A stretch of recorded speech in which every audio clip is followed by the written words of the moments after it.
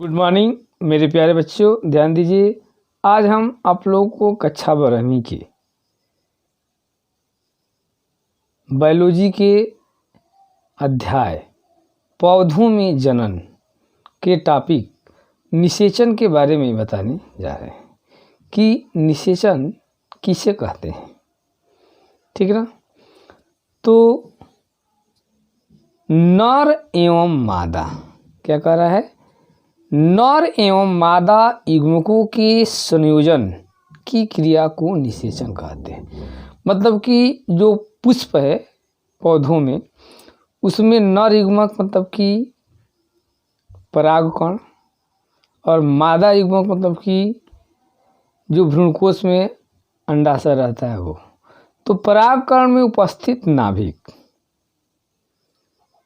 अंडाशय में जो नाभिक उपस्थित उसे जाकर मिल जाता है, संयुक्त हो जाता है। इस क्रिया को कहते हैं निषेचन। और निषेचन के बाद जैगोट बनता है। तो वही कह रहा है कि नर एवं मादा युग्मकों के संयोजन की क्रिया को निषेचन कहते हैं। पुष्पीय पादपों में यह क्रिया परागकणों द्वारा निर्मित नर युग्मक तथा बीजांड में स्थित अंड, देखिए ध्यान दीजिए, कह रहा है कि परागकण द्वारा निर्मित नर युग्मक तथा बीजांड में स्थित अंड कोशिकाओं के संयोजन द्वारा होती है। ठीक ना। अब ये आपको दिख रहा है फ्लावर का फीमेल रिप्रोडक्टिव पार्ट, जिसको हम पिस्टिल बोलते हैं, जिसमें यहाँ पर ये स्टिग्मा है, ये पतला वाला नेक गर्दन जैसे स्ट्रक्चर स्टाइल है, और ये है आपका बीजांड, जिसमें कि ये जो है कि अंड होता है, और इसमें जो है कि अंड सेल, एंटीपोडल कोशिका, नर युग्मक। ठीक है। तो ये स्ट्रक्चर है।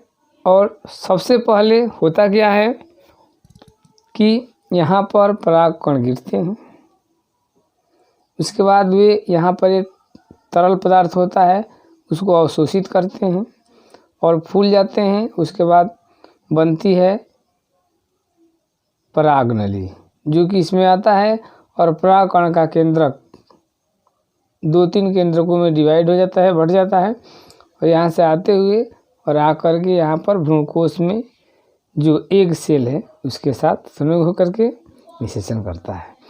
तो यह जो निषेचन की क्रिया है, हम निम्न चरणों में इसको अध्ययन करते हैं। कौन कौन चरण है भाई? परागकण का वर्तिका पर अंकुरण, मतलब सबसे पहले जब परागकण वर्तिका पर गिरता है तो उस पर उसका अंकुरण होता है। दूसरा, पराग नलिका का बीजांड में प्रवेश, अतः वह पराग नलिका बीजांड में प्रवेश करती है। और तीसरा, पराग नलिका का भ्रूणकोश में प्रवेश, उसके बाद वह पराग नलिका भ्रूणकोश में प्रवेश करती है। तो पहला हमारा क्या है भाई? तो परागकण का वर्तिका पर अंकुरण क्या होता है? परागकण वर्तिका पर पहुंचकर वहां उपस्थित सक्रिय तरल पदार्थ को सूखकर फूल जाता है। जब परागकण यहाँ पहुँचता है इस पर, तो यहाँ पे केमिकल होता है सक्रिय तरल, उसको अवशोषित करते हैं और फूल जाता है, सूखकर फूल जाता है। इनका अंतःजोल जो इंटाइन होता है पराग नली में जनन छिद्र से बाहर निकल आता है, और वो नली में बाहर निकलता है जनन छिद्र से। अंकुरण के बाद पराग नली में नाल केंद्रक या कायिक केंद्रक तथा 2 नर युग्मक उपस्थित होते हैं। तो फूल करके अंतःचोल बाहर निकलेगा और उसका अंकुरण होता है। अंकुरण के बाद पराग नलिका में नाल केंद्रक या कायिक केंद्रक तथा 2 नर युग्मक उपस्थित होते हैं। नर युग्मक मादा युग्मक की तुलना में छोटे होते हैं। नर युग्मक छोटे होते हैं और मादा युग्मक बड़ा होता है। नाल केंद्रक पराग नलिका के बीजांड में पहुंचने से पूर्व विघटित हो जाता है। जो नाल केंद्रक होता है नलिका में पहुंचेगा उससे पहले ही विघटित हो जाता है। ये हो गया आपका परागकण का वर्तिका पर अंकुरण, ये फर्स्ट पॉइंट हो गया। अब सेकेंड पॉइंट कह रहा है कि पराग नलिका बीजांड में प्रवेश, हेडिंग है।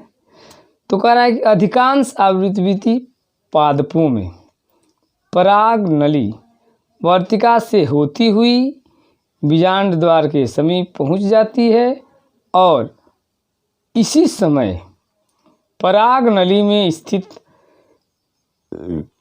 जनन केंद्रक 2 नर केंद्रकों में विभाजित हो जाता है। जब पहुंचती है तो उसमें जो जनन केंद्रक होता है 2 नर केंद्रकों में विभाजित हो जाता है, ठीक है ना। उदाहरण के लिए कैप्सेला में पराग नलिका बीजांड द्वार द्वारा बीजांड में प्रवेश करती है। किसके द्वारा? बीजांड द्वार के द्वारा। तो इसे कहते हैं अंडद्वारी प्रवेश। बीजांड द्वार के द्वारा प्रवेश करती है इसलिए इसको अंडद्वारी प्रवेश कहते हैं। जबकि कैज्यूराइना में पराग नलिका निभाग द्वारा बीजांड में प्रवेश करती है। किसके द्वारा? निभाग के द्वारा। तो इसे निभाग के द्वारा से निभागीय प्रवेश कहते हैं।